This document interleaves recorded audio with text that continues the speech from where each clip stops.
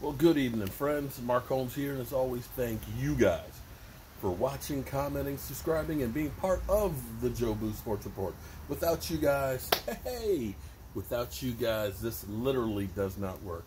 All right, so we got some news, some good news. Aldon Smith was reinstated today, or as of next Tuesday, for the Dallas Cowboys. We'll see how all this is going to work as far as working out, because we're still dealing with the coronavirus.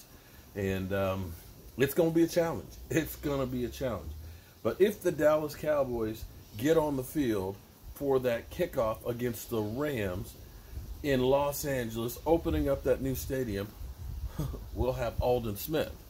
Now, we're hearing word via Mike Fisher, who talked with Randy Gregory. Randy Gregory. Randy Gregory's agent, who said that they're working through the process with the NFL to be reinstated. Now, for me, here's the way I look at it, okay? Aldon Smith had more issues than Randy Gregory. Randy Gregory failed. Let's call spade a spade. Randy Gregory faced a whole lot of suspensions because he failed marijuana testing. But the thing about Randy Gregory versus some of the stuff, I talked about this last night because I said, you know, how can the NFL keep him suspended when you've seen some of the transgressions of others? I went through the list of guys that have been, you know, arrested for stuff this offseason, from vandalism to, you know, firing a gun in an apartment, okay, to robbery, to DUI, to drug possession. And you've seen all these things, and the NFL has just been quiet on all of them. And even last year, there were different assaults and things like that that just didn't bring up charges. And I'm not going to go in there and try and soil people's names.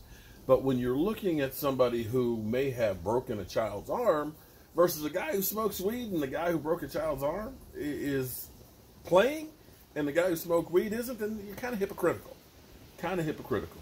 And with you changing the rules and saying this is no longer considered a suspendable offense in the NFL, then you need to go back and say, okay,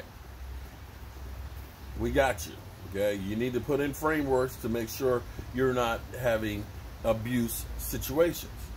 And when you look at some of the players, you know, we've had like Brett Favre, who got addicted to painkillers. Some of the stuff over the counters is a hell of a lot worse than smoking weed. And I've done this exercise before where we've gone through, Randy Gregory has some bipolar type issues. And when you look at the medication and some of the side effects that come along with the over-the-counter prescriptions versus weed, I got to be honest with you, you know, the cure may be worse than the problem. Because you're talking about heart disease, liver problem, you know, suicidal tendencies. And they're supposed to help you mentally. And, you know, I've never heard any of those things with weed. I'm not a weed smoker, and I'm not going to pretend to be. But I'm just looking at it from the standpoint of other things that are out there that are allowable. Sorry, weed's not that big a bugaboo. But this is where you look at the Dallas Cowboys, who made a gamble on these two guys. Right now, I don't know what Aldon Smith's got left in the tank. But Aldon Smith, his first 2 years, had more sacks than Reggie White. And he is literally up there. He's the top of the list. Now, let's keep in mind, he hasn't played a 16-game season since 2012. So, pump the brakes a little bit. Same thing with Randy Gregory. You're going to get Randy Gregory back, but pump the brakes, because these guys have not played football in a while. It would be great to have 2013, 2014 Aldon Smith. I wouldn't complain about that at all. But I don't expect that to be the case when he comes back.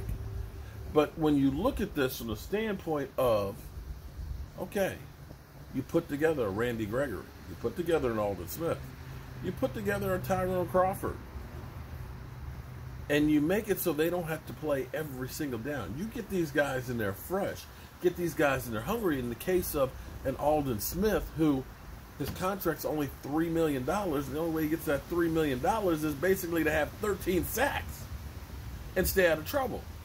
And if he wants to get another contract, well, he's got to perform. He's got to stay out of trouble. He's got to perform to get a real paycheck. So from the standpoint of everything is on Aldon Smith, everything is on Aldon Smith.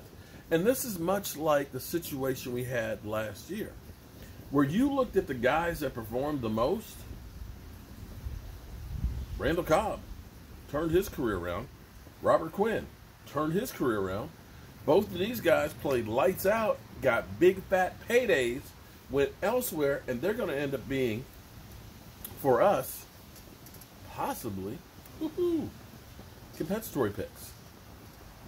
We have to look and see how the signings that we have, compare to the ones that we lost, and see where that looks. Gerald McCoy is probably going to eat up some of that with the Robert Quinn one, but we'll have to wait and see. Although I don't think it may not, because of the difference in the salary. I got to see how the rules are on that. But when you look at what we lost versus what we brought in, we are, Byron Jones, Robert Quinn. I think we're going to be getting compensatory picks down the road. So we're actually in a good position where that goes. But this is another one of those cases that, there's really not a whole lot of risk here. If he doesn't perform, it's $3 million. I mean, excuse me, not even three. It's really $2 million. So that's one of those moves in the offseason that got to be keeping Philly 500 up at night, knowing that the Cowboys defense has got some studs. Aldon Smith, Gerald McCoy, who has slimmed down and looking like a guided missile. Dontari Poe, getting Tyrone Crawford back. Hopefully a hangry D-Law. You got Antoine Woods, who he's looking to make a contract. He's needing to make a statement where he's auditioning for his next team. And you throw in there a Tristan Hill who's got a lot to prove, and a Canadian bulldozer.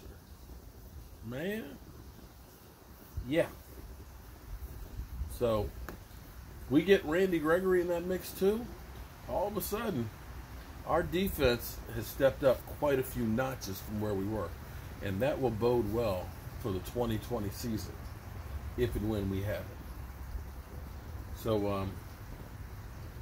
got to get back in here. Got a couple more racks. I need to put another coat of paint on it, and I'll be back for my fireside chat. See, it's not dark yet. It's not dark yet. It's getting close. It's getting close, but it's not dark yet. But damn, if it didn't get chilly again. What's up with this damn weather? 80 degrees one day and 55 the next. I just can't understand it. Whew. Be safe out there. I'll see you in a bit.